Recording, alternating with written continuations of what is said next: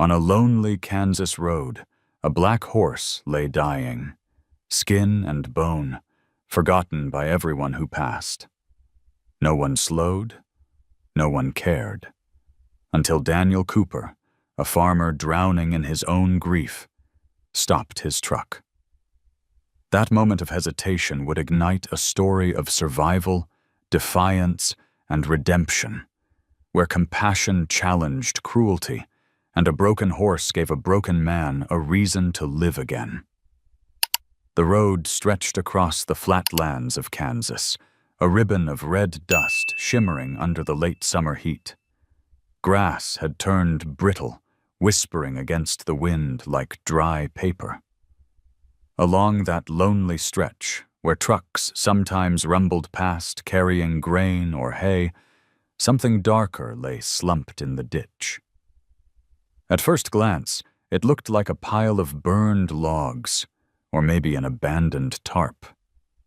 Only when the breeze lifted did the truth reveal itself. It was a horse. The animal's coat had once been black, perhaps shining like coal under the sun. Now it was dulled to the color of ashes, ribs pushing out sharply beneath the skin. Its mane hung in tangled ropes, dust coating every strand. One eye, clouded and tired, blinked slowly, as if fighting the weight of gravity itself. The sound that escaped its throat was not a whinny, but a rasp, a broken wheeze that belonged to something on the edge of life. Cars passed without slowing. Farmers heading home from the fields glanced once, then looked away.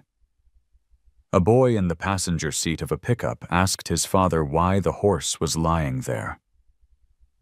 "It's finished," the man said flatly, eyes fixed on the road. "Not worth stopping for." The truck rolled on, leaving only a swirl of dust behind. Even the birds seemed to sense the end. A crow perched on a fence post nearby, wings lifting in the heat, waiting for stillness to claim the creature. The world had already judged this horse. It was nothing now, a shadow of work long spent. But the horse, somehow, had not yet given up. Its ears twitched faintly at every sound, as if listening for a mercy that never came. Its hooves scraped weakly at the dirt, then stilled. It lay there in the ditch like a discarded piece of history, forgotten by everyone who passed. The sky was beginning to soften into the colors of evening, muted orange, pale gold, the long shadows of cottonwoods stretching across the road. Light struck the horse's body in slanted lines, marking each rib like the bars of a cage. The air smelled of hot earth, gasoline from the trucks, and the faint tang of sage carried by the wind. All of it mixed into the kind of loneliness only the wide plains could hold. Then, from a distance, the slow groan of an engine broke the silence. A battered blue Ford pickup came into view, paint faded, one headlight cracked. It rattled along the dirt road with a weariness that matched the man behind the wheel. Daniel Cooper sat hunched over, hat pulled low against the glare. His hands gripped the steering wheel with the calloused certainty of someone who had worked the land too long to expect any favors from it. 42 years old, he looked older still, face lined by sun and grief, shoulders stooped not from age but from the weight of silence. The radio was broken, so the only sound inside the cab was the rattle of loose bolts and the low sigh of the wind through the cracked window. He wasn't heading anywhere special, just back to his farm on the outskirts of Wichita. It had been another long day harvesting corn, the kind of work that filled the hours, but never the hollow space left inside him. Since the accident, the one no one in town spoke of directly, Daniel had lived in a rhythm of chores and silence. Wake up, work, Eat little, sleep less. Repeat. As the truck neared the ditch, he saw the shape. At first, he thought it was debris. Then the head lifted slightly, and his hands tightened on the wheel. He slowed. Dust curled up behind the tires as the truck came to a stop. For a long moment, Daniel didn't move. He just sat there, staring through the windshield at the broken creature on the roadside. Something inside him shifted. A flicker he didn't want to name. It had been years since he'd let himself feel much of anything at all. The horse lifted its head again, just barely, and its eyes met his. Clouded though they were, there was a spark in them. Weak, but unmistakably alive. Daniel swallowed hard, the steering wheel suddenly feeling like iron beneath his palms. The voice in his head told him what every other driver had already decided. Keep going. It's not your problem. It's not your burden. But Daniel didn't turn the key. The engine idled, coughing softly as if waiting on his decision. He rubbed a thumb over the crack in the steering wheel, staring at the ditch. The air in the cab grew heavy. He remembered another set of eyes, blue and wide, looking at him the same way once, pleading for help he couldn't give. The memory sliced through him, raw and uninvited. His breath caught. He reached down, turned off the ignition, and sat in silence as the engine died. Dust settled back to the ground.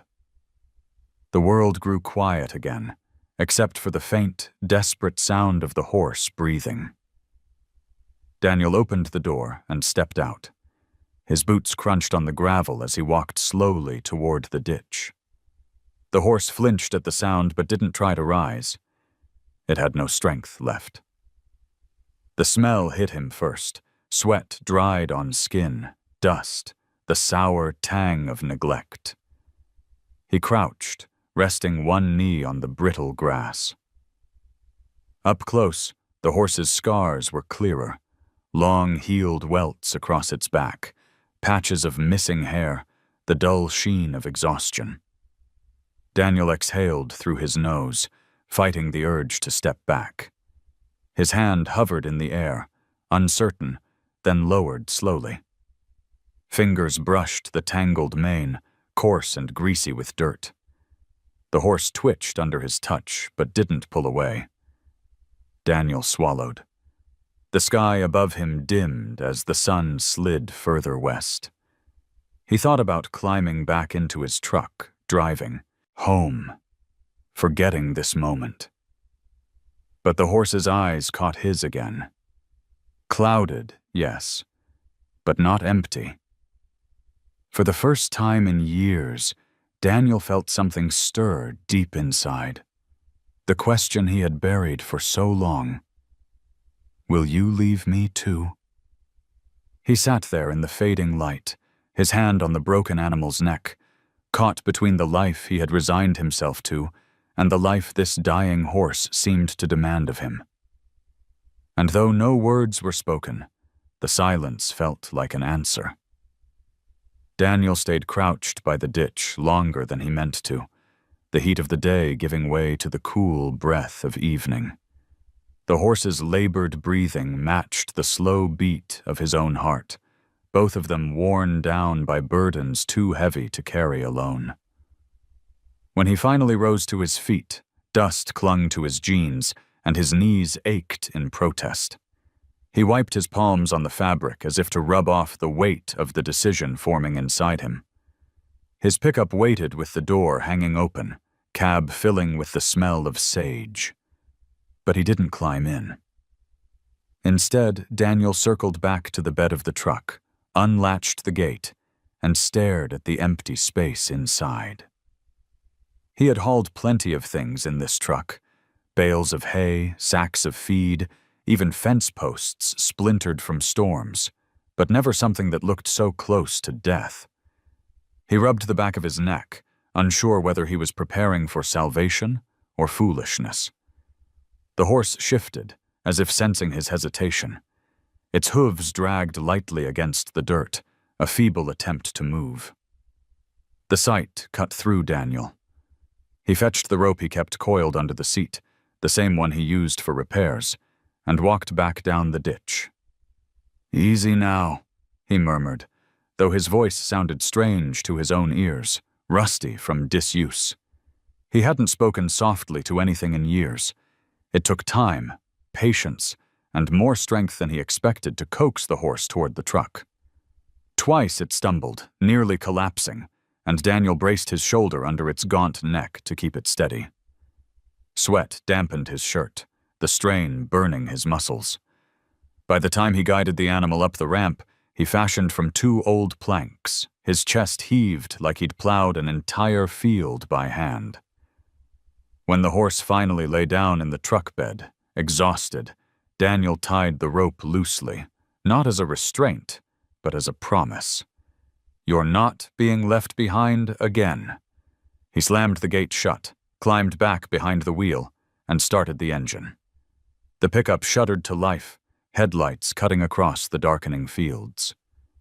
The road home stretched before him in a ribbon of gold dust, and every mile carried a weight he hadn't felt in years, not since the day his son was taken from him. The memory struck without warning, as sharp as barbed wire. He saw the boy's small hands clutching the toy tractor, the sound of laughter swallowed by the roar of the machine. He had replayed that moment 1,000 times, each time ending the same. Silence, sirens, the town whispering behind their hands. He had lost not just his child, but his faith in being needed by anyone, even himself. But now, in the rattling truck, something unexpected pressed against his silence, the faint, rhythmic sound of the horse breathing in the back. It wasn't steady, but it was there. Each breath, however fragile, whispered of stubbornness, of clinging to life. Daniel gripped the wheel tighter. He was driving not only toward his farm, but toward a choice he hadn't meant to make. To try again, even when trying had cost him everything before. The farm appeared on the horizon as twilight deepened, its outline as familiar as the lines of his own hands. Faded red barns slumped against the land, a windmill creaked lazily, and fields stretched wide but tired, their crops thinned by the harsh summer. It wasn't much, but it was all he had left. He pulled up near the smaller outbuilding, the one that had once been a stable. The boards sagged, roof patched with tin, but it smelled faintly of hay and soil. He remembered how his son had loved to sneak inside, pretending the old stallions of storybooks might appear there. Daniel forced the thought away as he climbed out. It took nearly half an hour to coax the horse down from the truck. The creature trembled at every movement, legs unsteady as reeds in the wind. Daniel spoke little, only low murmurs. Steady. One more step. At last, the horse collapsed into the straw he had spread earlier, sides heaving but eyes still open. Daniel stepped back, chest rising and falling as he watched the animal settle. He draped his old jacket over its back, olive green, faded from years of sun. It had been his son's favorite to wear when he followed him into the fields. Now it served another purpose, thin armor against the chill creeping into the night. He sat on the threshold of the stable, elbows on his knees, staring into the darkness where the horse lay. Crickets sang in the fields, and the sky stretched wide with stars. He felt the ache in his bones, the heaviness of exhaustion. But beneath it all, a strange hum lingered, something he hadn't felt in so long he almost didn't recognize it. responsibility. The farm had long been a place of silence, haunted by memory. But tonight, as Daniel leaned against the wooden frame, listening to the slow, uneven rhythm of another living being nearby, it felt different. Not healed, not yet, but less empty. For the first time in years, he didn't dread tomorrow. The night passed slowly. Daniel had dozed off against the wooden frame of the stable, his hat tilted low over his face, though true sleep never came. He woke often at the sound of the horse shifting, or when the night air pressed too sharply through the thin fabric of his shirt. By dawn, the Kansas sky glowed pale gold, and the breath of the plains stirred cool and sweet against the fields. Inside the stable, the horse had not moved much.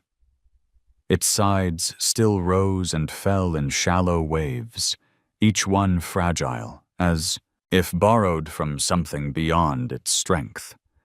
Daniel pushed himself to his feet, every bone stiff from sleeping on wood, and fetched his canteen from the truck. He shook it gently, only half full. He had planned to save the rest for the morning's work in the fields, but when he looked at the horse, the thought of rationing felt small. He crouched beside it, unscrewed the cap, and tipped the canteen slowly. "Easy," he whispered, as though speaking to a child. Drops slid across the horse's cracked lips. At first there was no response. Then the nostrils flared faintly.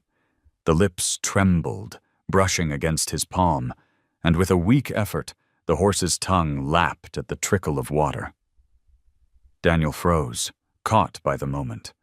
The feel of roughness against his skin, the desperate but careful way the animal drank. It was like watching life return one fragile sip at a time. He steadied the canteen, letting the stream fall in thin lines until the last drop was gone. When it was finished, the horse exhaled a sound that was almost human in its relief, a low sigh pressed into the straw. "Good boy," Daniel murmured, though he had not yet thought of a name. His voice cracked from disuse, but for once he didn't mind. He leaned back on his heels, studying the animal. Up close, he saw more than weakness. The scars across its back spoke of work too hard and hands too cruel. The cloudiness of its eyes spoke of years that had not been kind. Yet in the gaze that lingered on him now, faint though it was, there was no surrender. Something in that recognition tightened Daniel's throat. Memories returned in flashes.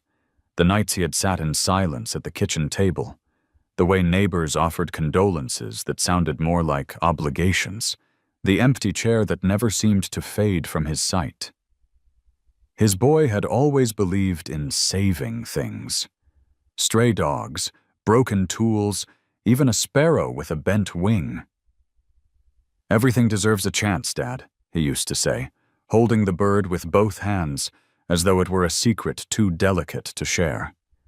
Daniel's chest ached as he brushed his thumb over the rim of the empty canteen. Maybe this was foolish. Maybe the horse would not live another day. But for the first time in years, foolishness felt like hope. He fetched a crust of bread from the counter inside his kitchen, torn from a loaf he had baked days earlier. It was stale, but he softened it in warm water and carried it back to the stable. Breaking it into small pieces, he held one out on his palm. The horse sniffed weakly, then nibbled, chewing slow, eyes never leaving his face. "You've been left behind," Daniel whispered, voice unsteady. "Same as me." The horse flicked an ear, and Daniel found himself leaning closer, as though the creature might understand more than he dared believe. Hours passed in a rhythm of small offerings. Water gathered from the pump, bits of softened bread, strokes along the tangled mane. Each gesture was met not with gratitude, but with a quiet persistence, the kind of endurance Daniel recognized in himself. By late morning, the sun poured through the gaps in the stable's roof, laying stripes of light across the straw. Dust floated in the beams, golden and fragile. The horse shifted suddenly, muscles trembling as it tried to rise. Its hooves scraped the floor, pushing, failing, pushing again. Daniel moved quickly, sliding to cradle its head against his thigh. "Easy," he said, steadying the weight. "Not yet." One step at a time, the horse's chest heaved, breath rattling like an old machine refusing to quit. Then, with a final effort, it lifted halfway to its knees before collapsing again. The dust rose around them, catching in the sun. Daniel stroked the animal's neck, feeling the weak pulse beneath. "You're still here," he murmured. "That's enough." Outside, the world carried on. A neighbor's tractor rumbled faintly across the distance. Birds darted from fence to fence, their cries sharp against the air. But inside the stable, time seemed to still. It was just one man and one horse, each tethered by the same unspoken question.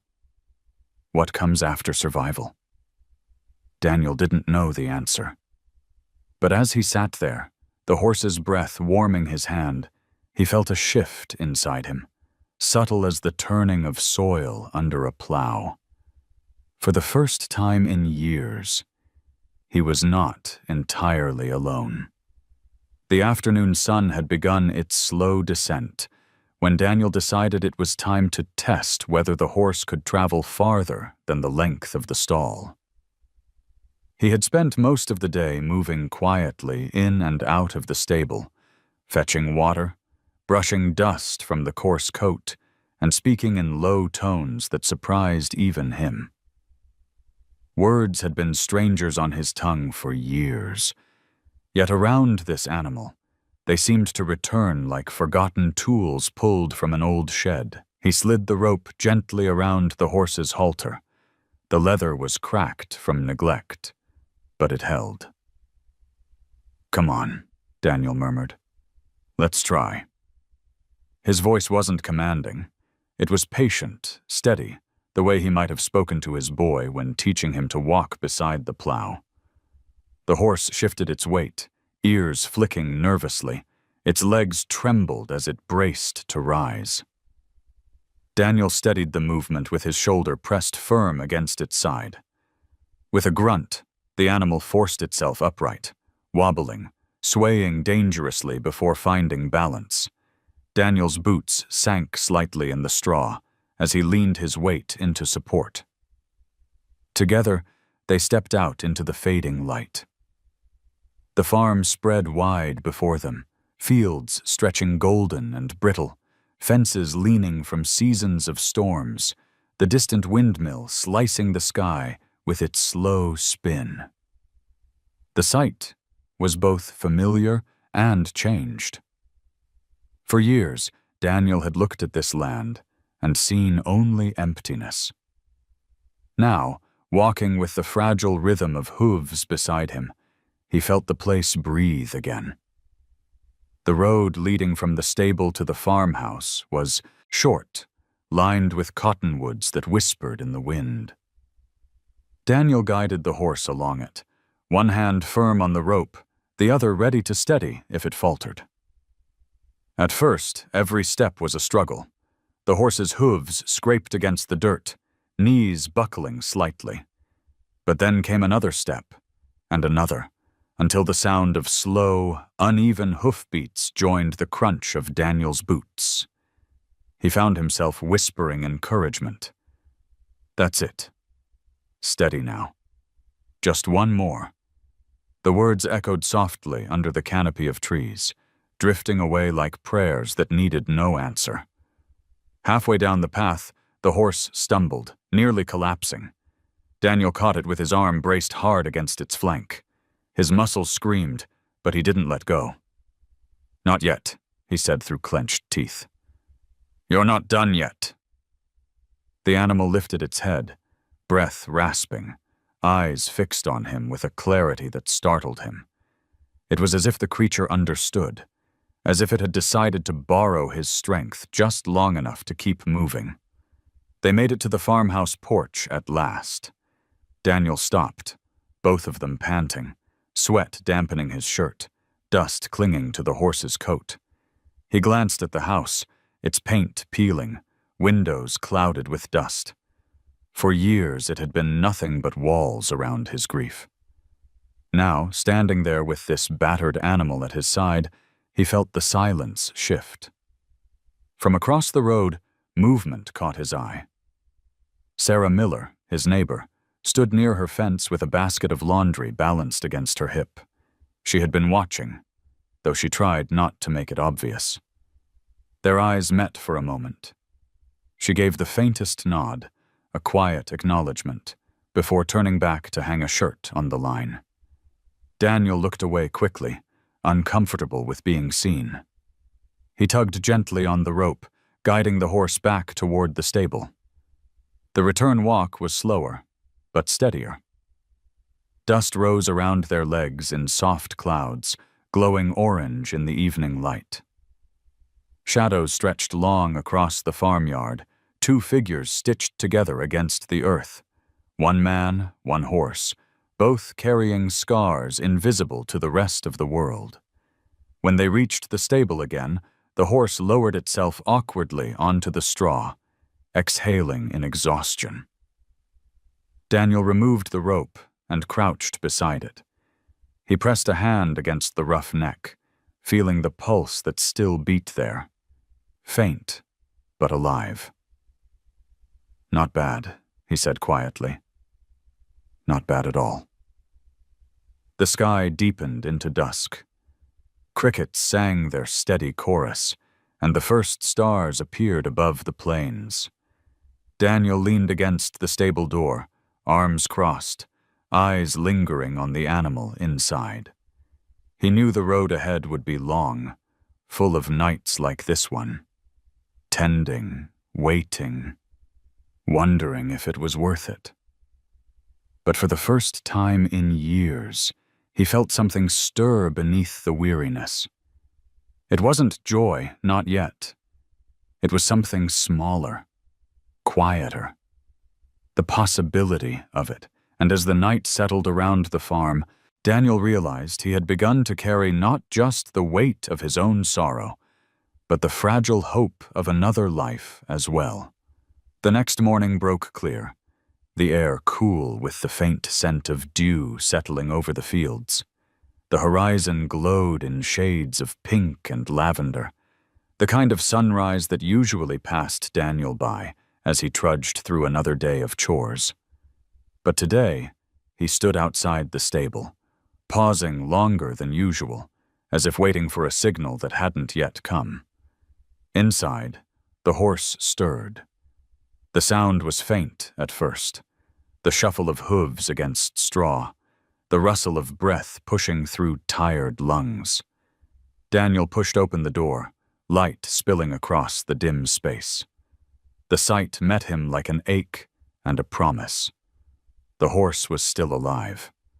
Its head lifted slowly, ears flicking toward him, eyes clouded but alert enough to track his movement.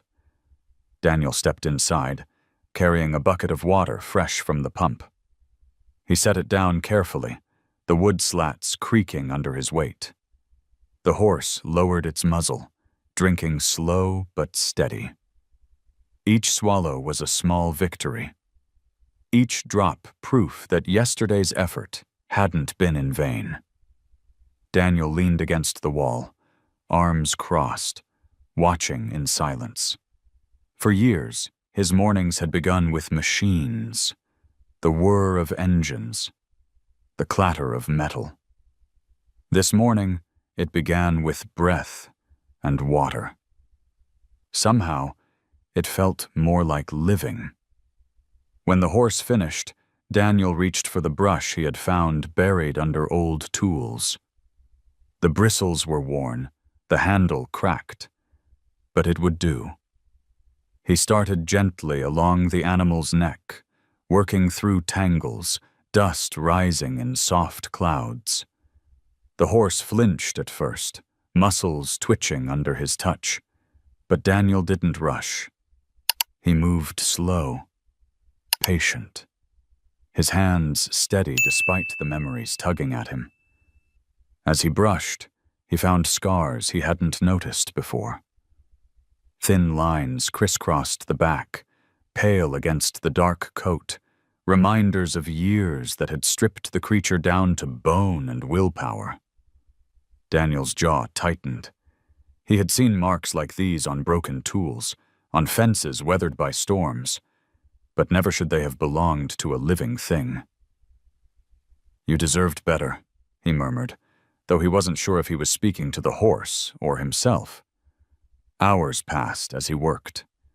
He cleared old straw, replaced it with fresh bales hauled from the loft, patched gaps in the roof where sunlight sliced too sharply.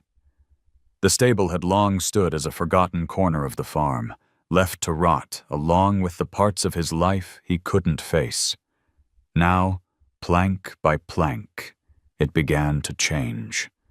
The smell of clean hay filled the air, mixing with the warm musk of horse and earth. It wasn't perfect. Nothing on his farm ever was, but it was alive again. By midday, sweat clung to Daniel's skin, streaking the dust on his arms. He stepped back, wiping his brow with his sleeve. The stable looked different. Not new, not polished, but tended for the first time since his son's laughter had echoed here. The space felt like it held a purpose again. The horse shifted, lowering itself onto the fresh bedding with a groan of relief. Daniel crouched beside it, resting a hand lightly against its shoulder. The animal's breath steadied, slow and even, eyes half closing in something close to rest. Daniel exhaled, the knot in his chest loosening. He had built fences and barns, repaired tractors, harvested fields that stretched farther than sight. But this, kneeling beside a creature that had nearly been discarded by the world, felt like his most important work. Outside, the hum of the town carried faintly on the wind. A wagon clattered down the road. Voices rose and fell in conversation. Someone laughed, the sound sharp and distant. Daniel knew what they would say if they saw him here. Crazy farmer, wasting his time on a dying horse. He had heard the same tone after the accident, when neighbors whispered that he would never be the same, that the farm would crumble under his silence. But as he looked at the horse now, its chest rising and falling with stubborn persistence, Daniel felt a rare defiance stir in him. Let them talk. They hadn't seen the eyes that refused to close. They hadn't felt the fragile weight pressing against his hand, asking for nothing more than a chance. The afternoon light slanted across the fields, spilling gold into the stable. Dust motes floated in the beams, glowing like fragments of memory. Daniel sat back on his heels, tired but lighter than he had been in years. "You're still here," he said quietly. "And so am I." The horse flicked an ear, as though answering. That night, as Daniel leaned against the stable door, listening to the rhythm of breathing inside, he realized something had shifted in more than just the building. The farm was no longer silent in the same way. The grief still lingered, sharp at the edges, but beneath it ran a new current. Thin, unsteady, but alive. The stable had awakened. And with it, so had he. By the third day, the horse's breathing had steadied, though every rise and fall of its ribs still looked like a question without an answer. Daniel knew enough about animals to see what lingered beneath. Weakness clinging like a shadow, joints swollen from overwork, a body thinned by neglect. He could keep brushing, keep feeding bits of softened bread and buckets of water, but deep down he understood that what was broken here wasn't something a farmer's stubbornness alone could fix. That afternoon, he stood at the edge of his yard, hat in hand, watching the dust cloud of a truck rolling up the road. The sound carried before the sight, the deep growl of an engine too old for speed, but steady enough for reliability. Dr. Walter Howard pulled into the drive, tires crunching over gravel. The vet climbed out with the deliberate slowness of a man who'd seen more than his share of hurt. His hair was silver at the temples, his shirt sleeves rolled high, and his leather bag swung at his side with the weight of 100 visits just like this. He nodded once at Daniel, eyes narrowing toward the stable. "You said it was bad," Howard muttered, voice low. "Let's see." Daniel led him inside. The doctor's boots clicked softly against the planks. The horse lay in the straw, lifting its head faintly as they approached. Howard crouched, hands moving with practiced certainty. He pressed along the ribs, traced the lines of scar tissue, checked the eyes clouded but not empty. His jaw tightened as he lifted a hoof, testing the joint with a firm but careful grip. After a long silence, Howard stood, wiping his hands on his trousers. "It's worse than bad," he said flatly. "He's starved near to death. Half his joints are swollen from work he was never built for. These marks here," he gestured toward the pale scars. "That's a whip, not a fall." Whoever had him before drove him until he broke Daniel's throat tightened. He looked at the horse, lying still but watching, its ears flicking at the sound of their voices. "So what do I do?" Howard sighed, rubbing the back of his neck. "There's no easy road. He needs medicine, good feed, time, and time's the part most folks don't have patience for." His eyes flicked to Daniel, not unkind but sharp enough to cut through hesitation. "You have to decide if you're willing to see this through. It won't be quick, and it sure as hell won't be cheap." Daniel thought of the coins rattling in his pocket, the stack of unpaid bills in the drawer by the sink, the lean rows of corn that barely promised enough to sell. His silence was answer enough. Howard studied him, then glanced back at the horse. The animal shifted faintly, eyes steady on Daniel. Something passed between man and beast in that look, something the doctor didn't miss. "You know," Howard said more gently, "most people would have kept driving. Would have said it wasn't their problem. But you stopped. That counts for something."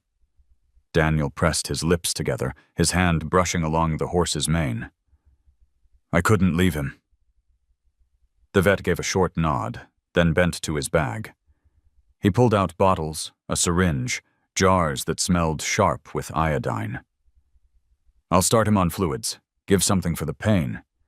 Ointment for the sores, if you can manage to apply it regularly. But this is just the first step. You'll need to work like hell to keep him alive." Daniel held the horse's head steady as the needle slid into skin.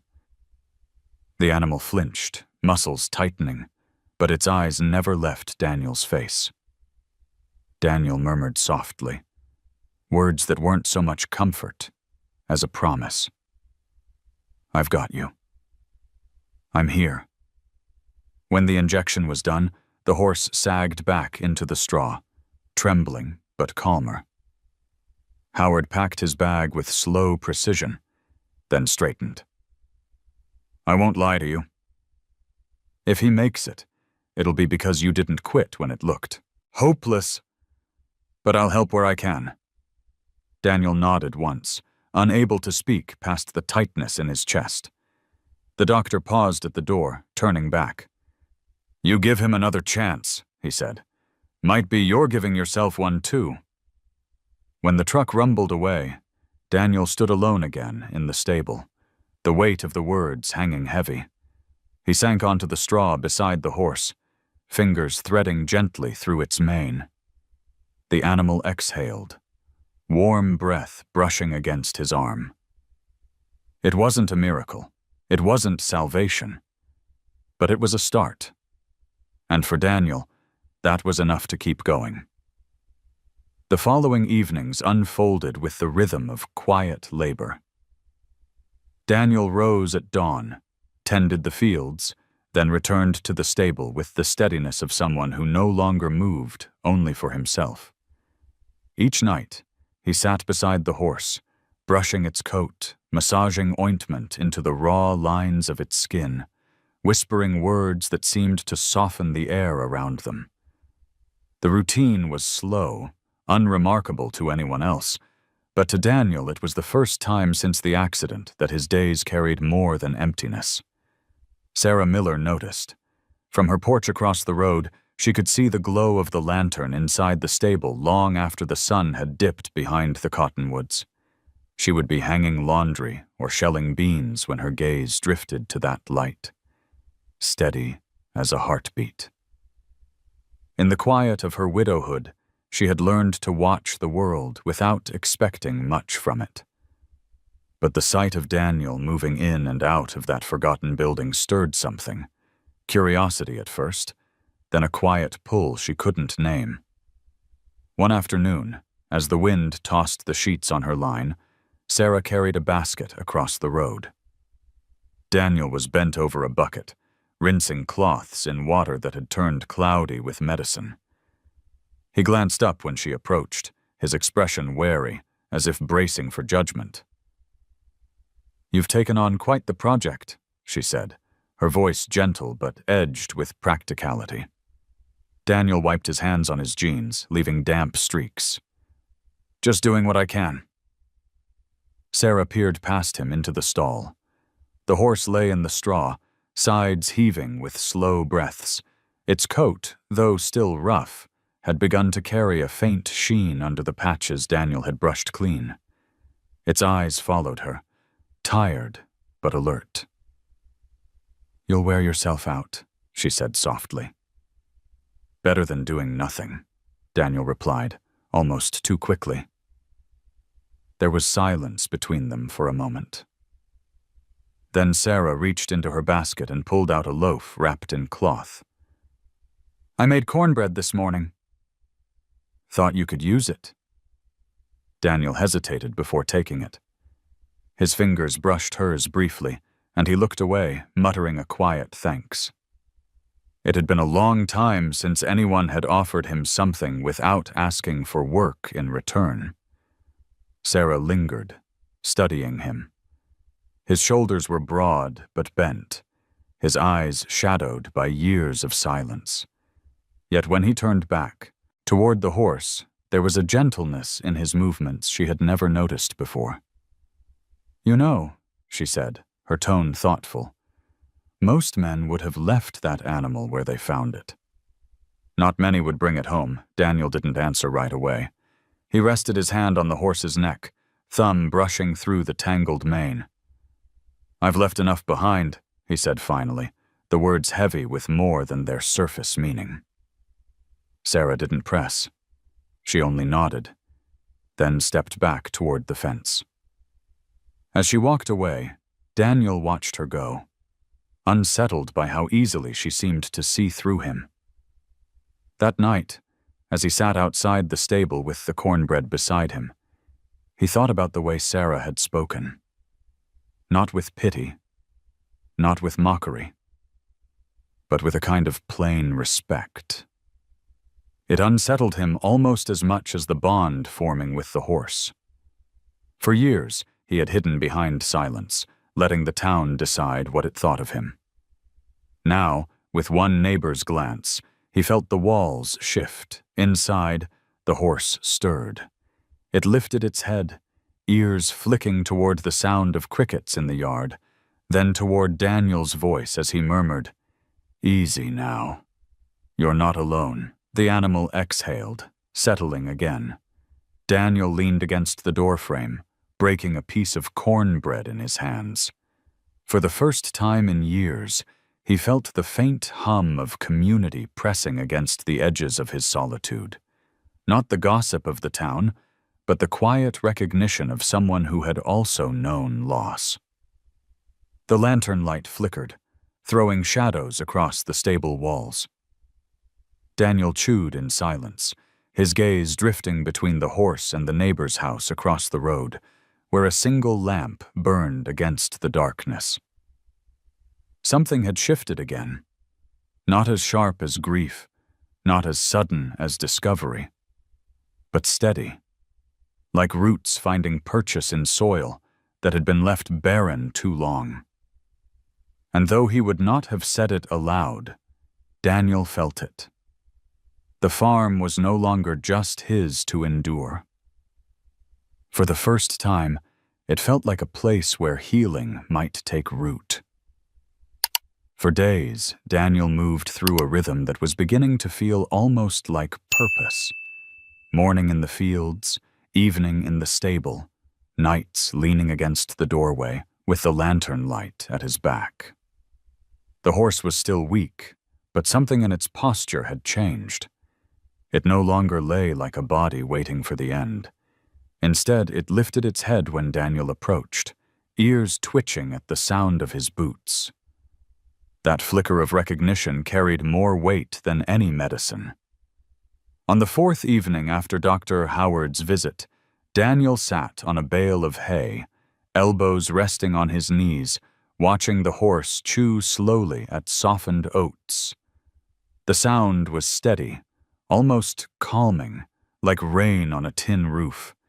He found himself speaking into the quiet, his voice low, meant for no one, and yet heard by both of them. "You need a name," he said. The word startled him. It had been years since he'd named anything. Livestock, tools, even the new tractor parts he bought came without the small ritual he used to share with his boy. Names were too personal, too binding. But now, watching this creature stand shaky but determined under the glow of the lantern, Daniel felt the urge to call it something more than the horse. He studied the animal, the way its black coat caught the light in dull, uneven patches, the scars that mapped its body like forgotten roads.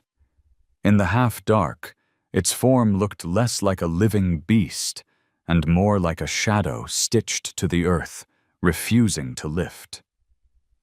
"Shadow," Daniel murmured. The horse raised its head, ears flicking at the sound. Its gaze met his, clouded but intent, as though the name had reached a place deeper than words. Daniel felt his throat tighten. He tried again, firmer this time. "Shadow." The horse shifted its weight, exhaling through its nostrils, and for the briefest moment, Daniel thought he saw understanding. The name settled between them, not chosen so much as revealed. Shadow. The shape that follows, the presence that lingers even when light fades. It felt right, not just for the animal, but for himself. Both of them had lived as shadows in their own way. Overlooked, half forgotten, existing but not fully seen. That night, as Daniel extinguished the lantern and stepped outside, he whispered the name once more into the open air.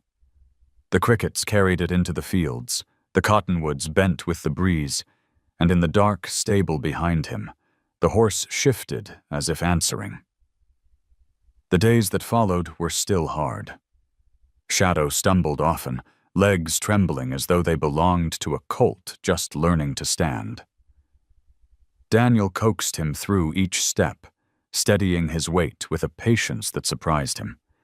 He had never been known for patience before. He'd been the man who worked harder, pushed faster, demanded more from soil and machine alike. But with Shadow, he found himself slowing, learning the rhythm of recovery. Neighbors whispered when they saw him. At the feed store, a man shook his head. "That horse won't last a month," he muttered loud enough for Daniel to hear. Another smirked. Guess he's found a new way to waste time. Daniel didn't answer. He had stopped answering years ago, when the town's pity turned into avoidance. But this time, their words didn't burrow under his skin. Each night, Shadow still lifted his head when Daniel came near, and that was enough. Sarah noticed, too. She began appearing at the fence more often, sometimes with a pie wrapped in a cloth, sometimes just leaning against the posts with her arms crossed. She never lingered long, but she always looked toward the stable, her eyes narrowing with something like approval. One evening, as Daniel brushed Shadow's coat under the soft glow of lantern light, Sarah called across the road. "What do you call him?" Daniel hesitated, the brush pausing in his hand. "Shadow," he answered. She tilted, her head considering. Fitting. Daniel didn't say more, but when he turned back, Shadow's ears had flicked toward the sound of his name, and for the first time in years, Daniel almost smiled.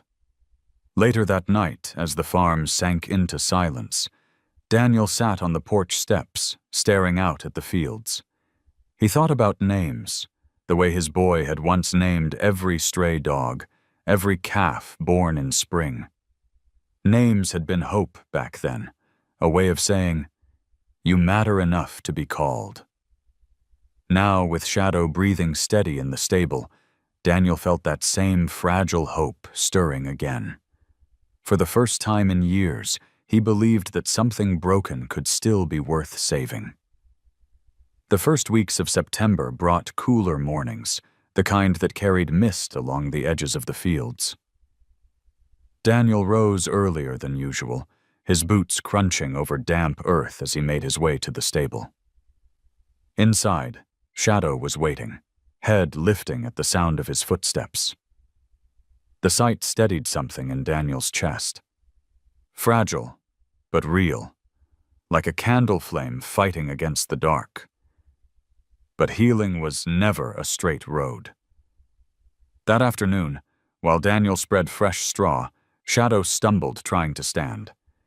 His knees buckled sharply, his whole body crashing down into the bedding. The sound struck Daniel like a hammer blow. He dropped the pitchfork and rushed forward, kneeling in the dust. "Easy, boy. Easy," he whispered, but his voice shook. He slid an arm beneath the horse's neck, trying to brace the weight, but Shadow only groaned, sides heaving as though every breath might be the last. The moment cracked something open in Daniel. His throat burned, and before he could stop himself, words tore out, raw and jagged. "Why did I even try?" "Why?" His hands trembled against the animal's skin. "I couldn't save him. I couldn't save my boy, and now I can't save you either." The confession echoed in the stable, heavy and unyielding. For years, Daniel had locked those words inside, burying them beneath chores and silence. But now, crouched in the straw beside a creature too weak to rise, the dam broke. His shoulders shook as grief poured out. The accident, the sirens, the way the town's pity turned into distance. He pressed his forehead against Shadow's coarse mane, his voice a hoarse whisper. "I failed him. I'll fail you too." Shadow shifted faintly, breath ragged, eyes cloudy. Then, with a trembling effort, he lifted his head, pressing it against Daniel's shoulder. It wasn't strength, not really. It was something else. An insistence on connection, even in weakness. Daniel froze, tears cutting through the dust on his face. The pressure of that weight against him felt like more than survival. It felt like forgiveness. He wrapped an arm around the horse's neck, clutching tight. "Not you," he whispered, his voice breaking. "Not this time." Outside, the sky had darkened with the build of a late summer storm. Thunder rolled low across the plains, rattling the windows of the farmhouse. The smell of rain seeped into the air. Daniel sat there long after Shadow's breathing steadied, the storm pressing closer, his body aching from both exhaustion and release. By evening, the rain broke.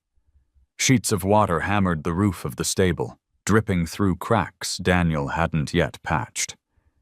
He stayed inside, sitting on the floor with his back against the wall, Shadow lying close enough that his warmth seeped into Daniel's side. Lightning split the sky, illuminating the scars on Shadow's back, the scars in Daniel's eyes. For once, neither tried to hide. The storm passed slowly, leaving the air cool and clean. Shadow dozed, head resting near Daniel's boots. Daniel leaned forward, brushing a hand through the damp mane. "You're tougher than me," he said quietly, a trace of weary admiration in his voice. When dawn returned, pale light spilling across wet fields, Shadow was still breathing, still watching. Daniel stood stiffly, every muscle sore from the night before, but his chest felt strangely lighter. He had spoken what he never thought he could. The words had not fixed anything, had not brought his boy back, but they had broken the silence that had strangled him for years. From that day forward, something shifted in their bond. Daniel no longer spoke only to fill the air. He spoke because he believed Shadow heard him, not with ears, but with the quiet understanding of two survivors who had seen too much and yet chosen to remain. The farm was still a place of hardship, the town still a place of gossip. But in the stable, amid the smell of hay and the echoes of storm, Daniel had found a companion strong enough to bear the weight of his truth. And Shadow, though still frail, had found a reason to rise again. The storm that had cracked open Daniel's silence was only a rehearsal for the one that arrived a week later. September in Kansas was fickle. Skies could glow soft and golden one moment, then bruise black with thunderclouds the next. That afternoon, the air felt heavy, the kind that prickled skin and whispered of something dangerous coming. The wind carried the smell of rain long before it fell. Daniel was mending a section of fence when he noticed the sudden hush. Birds vanished from the wires, the fields went strangely still. He glanced toward the horizon and saw the wall of clouds rolling fast, the color of slate. By the time he reached the stable, the first drops were already splattering the dust, darkening it to patches of mud. Shadow stood inside, restless. His ears twitched, nostrils flaring at the scent of the storm. Daniel closed the door against the rising wind, then crouched near him, rubbing a calming hand along his neck. "We'll ride it out," he murmured. But the storm was no gentle visitor. Lightning clawed across the sky, followed by thunder that shook the boards loose in their nails. Rain hammered the roof in torrents, finding every gap, every seam Daniel hadn't yet patched. Water spilled through, soaking the straw until it squelched underfoot. The stable groaned with the weight of wind. Outside, a sharp crack split the air. Daniel rushed to the doorway in time to see part of the neighbor's cattle shed buckle under the force of the gust. The roof sagged, and he heard the faint bawling of calves inside. His stomach clenched. Sarah's herd. Without thinking, he grabbed a lantern and splashed through the rain, Shadow's frightened whinny echoing behind him. The path to Sarah's shed was a mire of mud, sucking at his boots, but he forced his way through. The structure leaned badly, its door jammed by fallen boards. Inside, the cries of the calves grew louder, panicked. Daniel shoved at the door, but it wouldn't budge. He needed more strength, more leverage. He turned back, squinting through the downpour. Shadow stood outside the stable, trembling, head high against the storm. Somehow, the halter rope had slipped loose. The horse pawed the ground, muscles taut, eyes wide at the flashes of lightning. Daniel's first instinct was fear. Shadow was still too weak. To push him now would be cruel, maybe even fatal. But then he saw the calves' shadows flickering inside the broken shed, heard their cries over the roar of the storm. There wasn't time to think. He waded back to Shadow, gripping the rope with hands slick from rain. "I need you," he said, voice low, urgent. The horse's ears flicked, body shivering. Daniel pressed his forehead briefly to the wet curve of its cheek. "Just try." Together they dragged through the mud, Daniel leading, Shadow following with faltering steps. When they reached the shed, Daniel looped the rope around the jammed door. He braced his body, pushing at Shadow's flank. "Pull!" he urged. At first, nothing happened. The rope strained, mud sucked at hooves. Shadow stumbled, nearly dropping. Daniel's heart clenched. "Come on, boy." "One more." He pulled alongside him, teeth gritted, muscles burning. Shadow snorted, lowered his head, and leaned forward.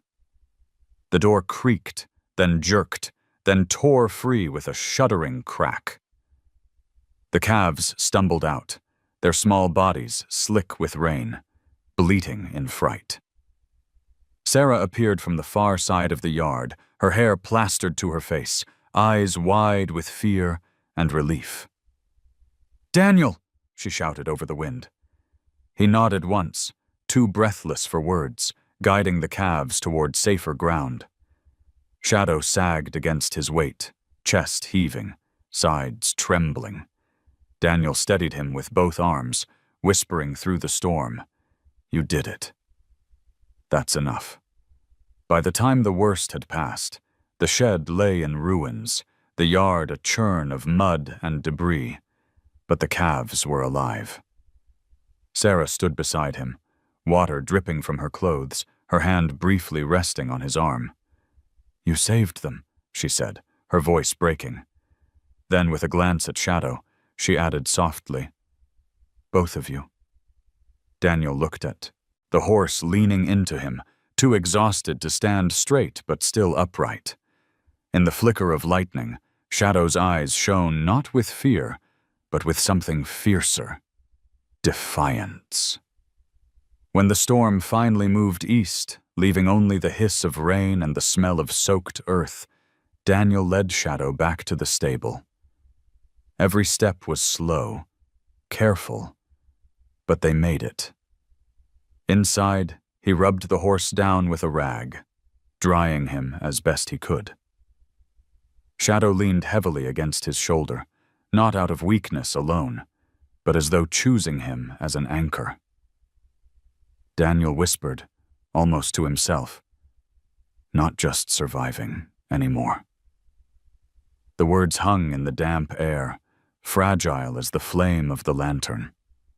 For the first time, Daniel believed them. The storm had left the land soaked and bent, but not broken. For days afterward, the town spoke in low voices about the wrecked shed and the calves pulled to safety. Sarah's gratitude spread quietly through her words at the diner, through neighbors who saw Daniel and Shadow walking the fence line together. Whispers began to change. Where once people had muttered crazy farmer and waste of time, some now said, "Maybe there's more to it than we thought." But whispers traveled farther than truth, and they reached ears Daniel wished had stayed deaf. It was a Saturday morning when the sound of tires on gravel broke the quiet. Daniel had been spreading fresh hay when he heard the engine, sharper and meaner than Dr. Howard's steady truck. He stepped outside the stable, wiping his hands on his jeans, and saw a glossy black pickup roll to a stop at the edge of the yard. The door swung open, and a man stepped out. Jacob Reed. His boots hit the ground with the certainty of someone who had never been told no. Broad-shouldered, mid-50s, with a jaw set like stone, and a gaze that scanned the farm as if it already belonged to him. He carried a folder in one hand, papers jutting out like weapons. "Well," Reed said, his voice oily but firm. "So, this is where he ended up." Daniel's shoulders tensed. "What do you want?" Reed's eyes cut toward the stable. Shadow stirred inside, ears flicking at the unfamiliar tone. "That horse," Reed said, tilting his chin. "He was mine. Bought and paid for. I've got the bill of sale right here." He slapped the folder against his palm for emphasis. "Whatever you've been doing with him, it doesn't change a thing." "He's still my property." Daniel's jaw tightened. "You left him to die." Reed smirked. "A man's got to run his business. He couldn't keep up. Not my fault he wasn't worth the feed." His eyes narrowed. "But I hear he's proving useful again. Which means he has value. Which means he comes back with me." The words struck Daniel like fists. He stepped closer, his voice low, steady. "He's not going anywhere." The tension thickened between them, the air heavy with the echo of rain still dripping from the eaves. From across the road, Sarah appeared, drawn by the raised voices. She stopped at the fence, arms crossed, watching with sharp eyes. Reed caught the movement and raised his voice, turning so she could hear. "This isn't sentiment. This is law. Property doesn't stop being property just because a fool decides to pick it off the roadside." Shadow shifted inside the stable, nostrils flaring, body trembling at the sound of Reed's voice. The horse pressed against the back wall as though remembering something it had tried to forget. Daniel noticed, and his anger deepened. "You're not taking him," Daniel said. Reed's smile vanished. He flipped open the folder, pulling out a crumpled bill of sale, ink faded but legible. "This says otherwise." "You think some sob story is stronger than paper? Sheriff will back me up? Court'll back me up? You've got nothing." Sarah's voice carried across the yard, sharp and steady. "He's not yours anymore. Everyone knows you abandoned him." Reed's eyes snapped toward her, but Daniel stepped into his line of sight. "Get off my land," he said quietly, each word deliberate. For a long moment, Reed didn't move. Then his lips curved in something colder than a smile. "This isn't finished," he said, sliding the papers back into the folder. "You can play farmer hero all you want, but I'll come back with the law. And when I do, you'll watch me lead him away." He turned on his heel, boots grinding against the wet gravel, and climbed back into the truck. The engine roared to life, spitting mud as he drove off, leaving the air thick with exhaust and threat. Daniel stood rooted, fists clenched at his sides. Inside the stable, Shadow whinnied, a sharp, broken sound that cut through him. He turned quickly, stepping inside to find the horse pressed against the wall, body quaking. Daniel placed a steady hand on its neck, murmuring low. "He's gone. You're safe. You're not going back." Sarah's voice drifted from the fence. "He'll make good on it, you know. Men like him don't bluff." Daniel stroked Shadow's mane, his jaw set. "Then we'll fight. However we have to." The stable was quiet, except for the sound of rainwater dripping from the roof, the horse's uneven breath, and the pounding certainty in Daniel's chest. The fight wasn't just for Shadow anymore. It was for both of them. Against the weight of law, against the cruelty of men who saw life only in terms of worth. Against the silence that had once swallowed Daniel whole. And as he stood there, Shadow trembling under his hand, Daniel realized he wasn't afraid of the fight. Not anymore. The following week brought no peace. Daniel carried on with his chores, but each sound of an approaching engine set his shoulders rigid. Shadow had grown steadier since the storm, though his body still bore every mile of his suffering. Yet when the horse lifted his head to meet Daniel's gaze, there was trust there, the kind that could not be measured in paper or law. But Jacob Reed's visit had left a shadow over the farm heavier than the horse's namesake. And it didn't take long for that shadow to stretch across the whole town. It began in the diner. Sarah overheard it first while pouring coffee at a back table. Two men bent over their mugs, voices pitched low but sharp. "Law's law," one said, stirring sugar. "If Reed's got papers, that horse is his." The other shook his head. "You didn't see the storm. That animal pulled down a door, sit calves. Doesn't sound like Reed's horse anymore." By the next morning, the debate spilled into the feed store. Farmers lingered longer than usual, leaning on sacks of seed while trading arguments. "If we start tossing out ownership just because someone feels bad," a rancher grumbled, "what's to stop anyone from claiming what isn't theirs?" Across the counter, another man countered, "You call leaving a horse to starve ownership?" That farmer gave it a second life.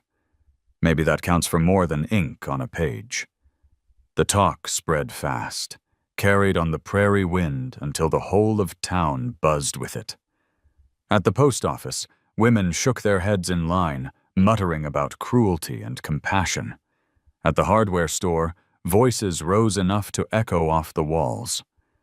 And when Daniel walked down Main Street one afternoon to buy liniment, heads turned. Some nodded in quiet respect.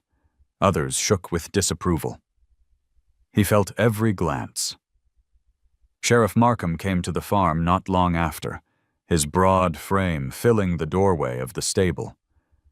The man was steady as the oak trees by the courthouse, his badge gleaming against his vest.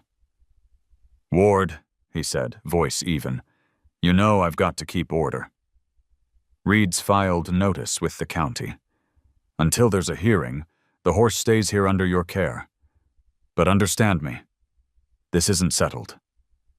Daniel nodded, jaw tight. "I figured as much." The sheriff's gaze flicked toward Shadow, who stood close by, ears flicking at the sound of their voices. "He looks better than the last time I saw him." "He's alive," Daniel said simply. The sheriff tipped his hat. "Sometimes that's enough." Then he left, boots crunching against the gravel, leaving the weight of law behind him like dust. That night, Sarah came by with a kettle of stew. She lingered in the doorway of the stable, watching Daniel spoon-feed shadow-softened oats. "They're talking about you everywhere," she said. Daniel didn't look up. "They always have." "This is different," she said quietly. "Before it was pity. Now it's division. Half the town thinks you're a fool clinging to something broken. The other half thinks you're the only one who remembered compassion." Daniel's hand paused against Shadow's neck. The horse leaned into his touch, steady and calm despite the storm of voices beyond the farm. He exhaled slowly. "I didn't do it for them." Sarah studied him, eyes soft in the lantern glow. "No," she said, "but they'll be watching anyway." And they were. When the town hall meeting was called, the benches filled long before dusk.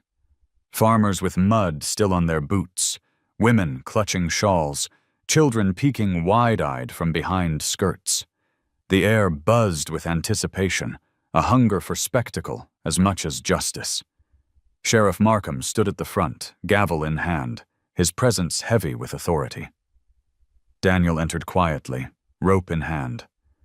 At the other end, Shadow followed, hooves clopping slow against the wooden floor. Conversation stilled, heads turning. The horse's scars caught the lantern light, a map of cruelty written across its frame. But his eyes, though clouded, held steady as he walked beside Daniel. Murmurs rippled through the crowd.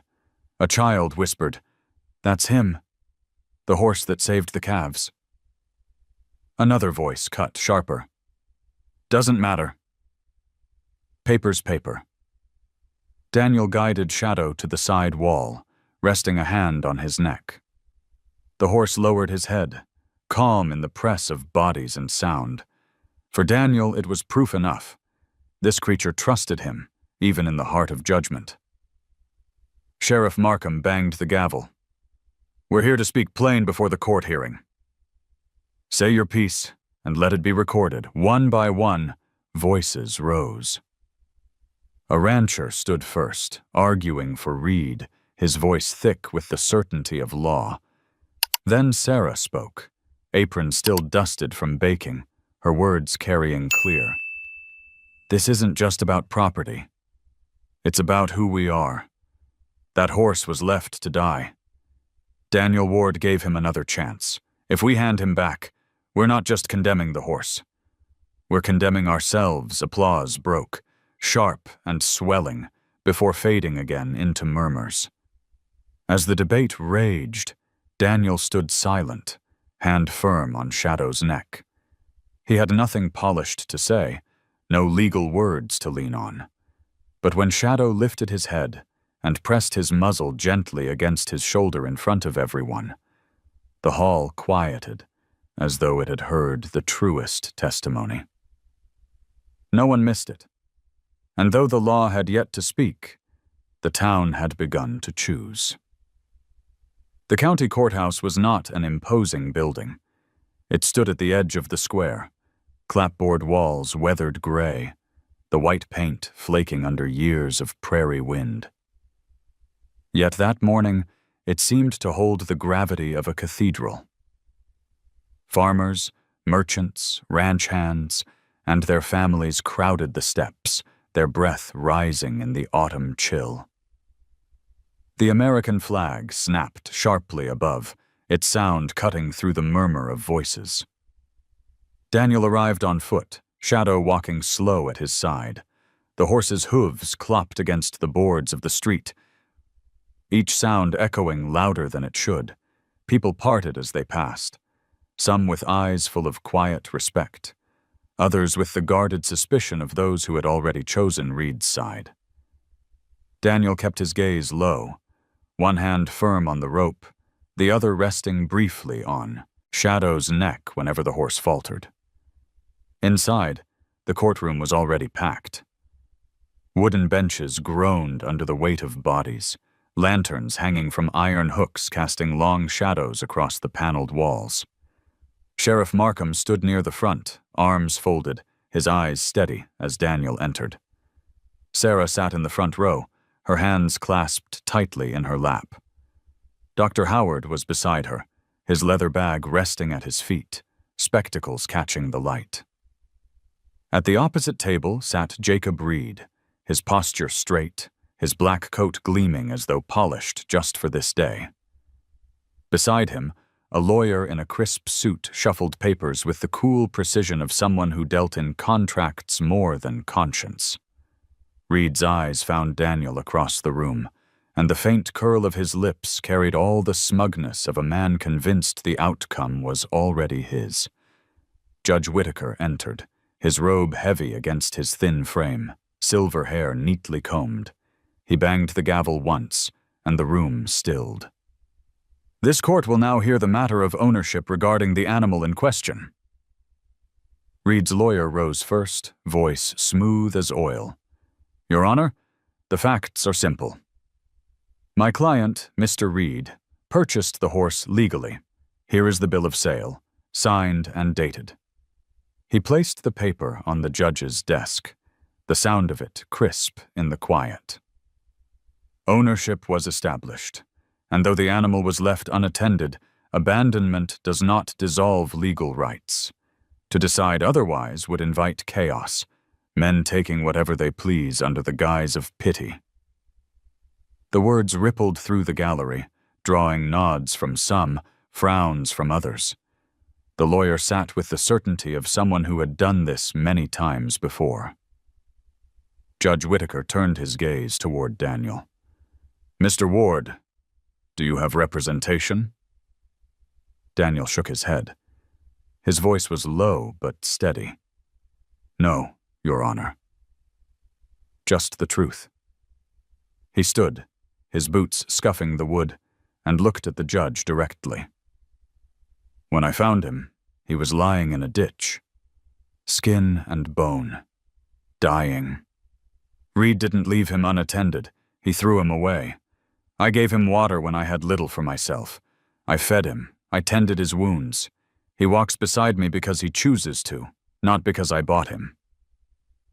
Murmurs swelled in the room, some voices soft with agreement, others muttering disapproval.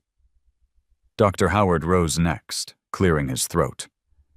"Your Honor, I examined the horse the day Ward brought him in. Malnourished, joints swollen, scars consistent with whipping. That wasn't neglect of weeks.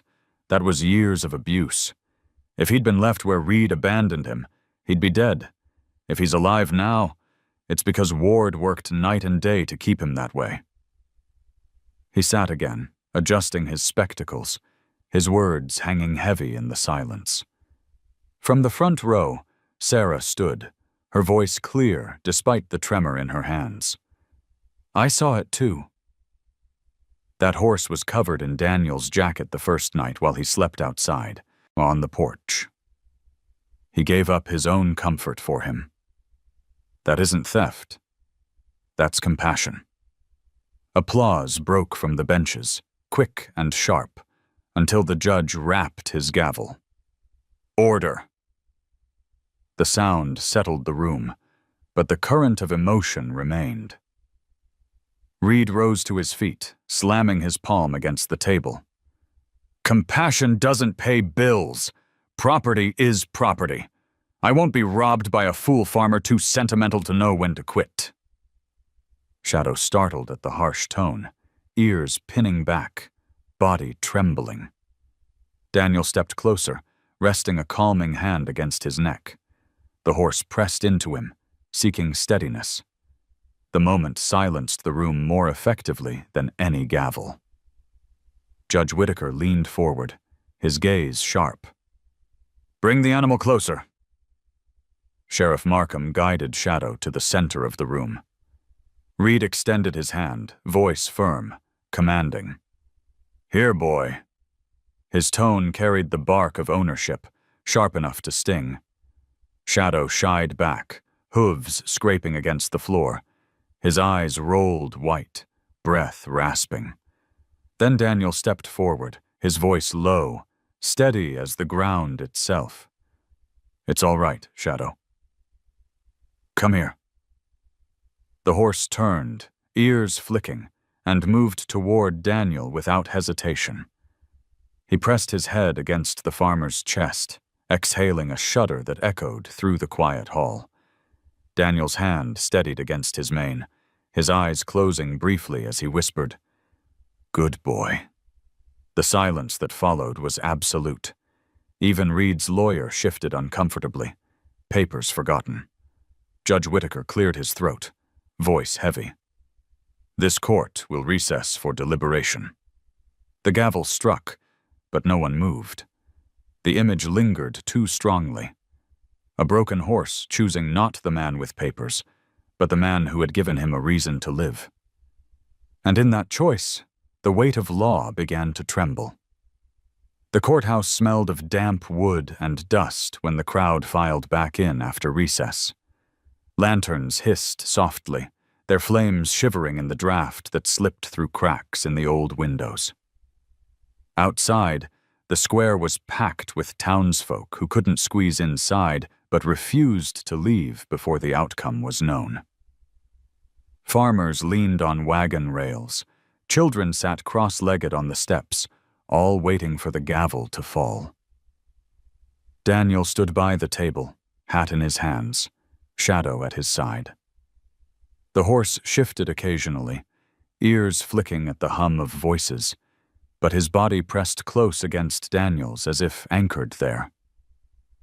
Across the room, Reed sat stiff and furious, his lawyer whispering urgently in his ear.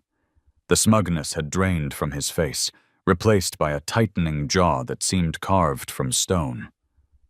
Judge Whitaker re-entered, his robe heavy, his steps measured. He seated himself, cleared his throat, and let the silence stretch until it weighed like iron over the room. Finally, he spoke. This court has heard testimony from both sides. The law, as written, protects ownership established through contract and sale. That cannot be disputed, but law is not meant to exist apart from life. It is meant to protect it. The judge's eyes moved between Reed and Daniel, then lingered on Shadow. When Mr. Reed abandoned this horse, left him without food, shelter, or care, he relinquished more than responsibility. He relinquished his claim. Mr. Ward took that animal into his care, gave him food, shelter, and attention. The evidence shows not only survival, but trust built where fear once ruled. Reed's lawyer leapt to his feet. "Your Honor, abandonment does not nullify." The gavel cracked hard against the wood. "Sit down," the judge commanded, his voice sharp. "I have heard enough." The gallery was so silent that the creak of the judge's chair echoed like thunder. He leaned forward, his words deliberate, each one carrying the weight of years on the bench. "This court rules that the gelding known as Shadow is no longer property of Mr. Reed. Legal custody and ownership are hereby granted to Mr. Daniel Ward." For a heartbeat, the room stood frozen. Then applause erupted, filling every corner of the chamber. People rose to their feet, clapping, stamping, the sound rolling out the doors and into the square beyond. Children shouted, neighbors cheered, hats were thrown into the air. Sarah covered her mouth with her hands, tears glinting in her eyes. Dr. Howard exhaled heavily, removing his spectacles as though the decision had been carved out of his own chest. Sheriff Markham allowed himself a faint smile before restoring order with a sharp bang of the gavel. Daniel didn't move. He stood still, staring at the judge, the roar of approval around him muffled by the thrum of his own heartbeat. Slowly, he turned his head toward Shadow. The horse nudged forward, pressing his muzzle into Daniel's shoulder, releasing a deep sigh that seemed to carry months of waiting. Daniel closed his eyes, laying a hand against the coarse mane. The noise of the courtroom faded into nothing. For him, the verdict had already been spoken long before the judge's words, spoken in the ditch where he had first stopped, in the water he had poured from his own canteen, in the steady gaze that had met his each night in the stable. Now the world finally caught up. Reed stormed from the courthouse, his boots striking the floor with sharp, angry cracks. His lawyer scurried after him, papers clutched tight. But the weight of his defeat lingered in the air, heavy and unmistakable. No law could erase what the people had seen with their own eyes. A horse that had chosen his rescuer over his abuser. When Daniel and Shadow stepped back into the square, the crowd surged around them. Hands reached out to pat Daniel's back, to touch Shadow's flank. Children pressed apples into his palms, wide-eyed and smiling. Women offered warm words, men tipped their hats. For years, Daniel had walked these streets with silence trailing behind him like smoke. Now every face turned. Toward him carried something different. Respect. Through it all, Daniel remained quiet. He wasn't a man who sought praise, and no verdict could erase the years he had carried alone. But as he led Shadow through the throng, he felt something lighter than pride. Belonging. By the time they reached the farm again, dusk had fallen. The lantern light in the stable flickered gently, waiting. Daniel led Shadow inside, removed the rope, and stood for a long moment, hand resting on the horse's neck. The words rose without force, simple and true. "You're free now," he whispered. Shadow lowered his head, eyes half closing, and leaned into him. The weight was heavy, but Daniel bore it gladly. For the first time in years, he felt not like a man enduring the land, but like one anchored to it again. The law had spoken, but more than that, so had life. Autumn slipped quietly into winter. The fields browned, the cottonwoods dropped their last brittle leaves, and the air carried the bite of frost each morning. Yet on Daniel's farm, there was warmth that hadn't lived there for years. Shadow had grown stronger. His frame was still marked by scars, his step still careful, but his coat had begun to gleam under Daniel's daily brushing. He followed willingly now, not with the halting fear of a creature waiting for the next blow, but with the calm assurance of trust earned. In the mornings, when Daniel opened the stable door, Shadow would greet him with a soft rumble in his throat, ears flicking forward at the sound of his name. Daniel rose with purpose each day, chores no longer done in silence but woven into the rhythm of care. He hauled feed, patched fences, delivered small loads into town with Shadow pulling a light cart. Children would wave when they passed, shouting, "There's Shadow!" Their voices bright with the wonder of a story that had traveled farther than the wind could carry. At first, Daniel had resisted the attention, lowering his gaze when neighbors stopped to talk, shrugging off thanks. But slowly, something shifted. Not pride, he wasn't built for that, but a quiet acceptance that maybe he and Shadow weren't living on the margins anymore. Maybe they belonged, in the simplest sense of the word. Sarah visited often now, sometimes with bread or stew, sometimes with nothing more than her presence. She would lean on the stable door while Daniel worked, her eyes soft, as she watched the two of them move in tandem. She never pressed him about the past, never filled the silence with questions. Instead, she shared it, as though she understood that silence could be a kind of language too.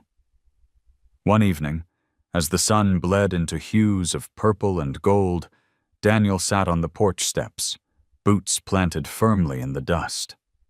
Shadow grazed nearby, the fading light turning his scarred frame into something almost noble.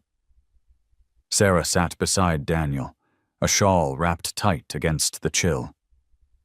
"He looks different now," she said softly.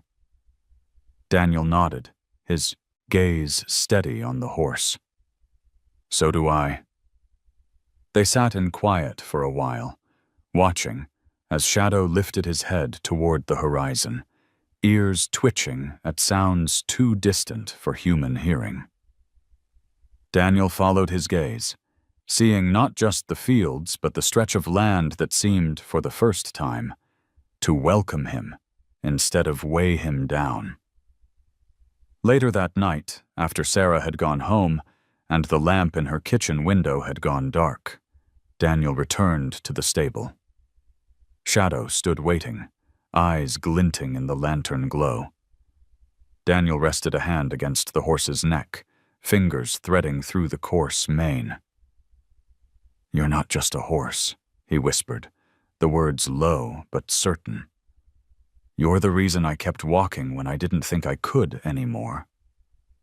Shadow lowered his head, pressing gently against Daniel's chest, exhaling in a warm sigh that carried both weariness and peace. The farm was quiet. No storm rattled the boards, no angry voices threatened from the road, just the steady sound of breath, the scent of hay, the soft rustle of the night. Daniel leaned into that stillness, closing his eyes. For the first time in years, the silence did not hurt. When dawn came, pale light spilled across the land, brushing frost into gold. Daniel stepped out of the farmhouse, his coat pulled tight, and saw Shadow waiting at the gate, ears pricked, ready for the day. Together they walked into the fields, their shadows stretching side by side across the frozen earth. Neither discarded, neither forgotten. Chosen by each other, and by the simple mercy of being seen. And as the horizon opened before them, quiet and endless, Daniel felt the truth settle deep in his bones. Life had given him back more than he thought possible. Not through miracles, not through law, but through the stubborn endurance of compassion. It was enough. More than enough. And so, Daniel and Shadow found not just survival, but a second chance at life. Their story reminds us that compassion can heal even the deepest wounds. If this touched your heart, let me know with a simple comment. Just type 0 or 1 below, and I'll know you were here until the very end. Don't forget to subscribe so you won't miss the next story, because every broken soul deserves a chance to be seen.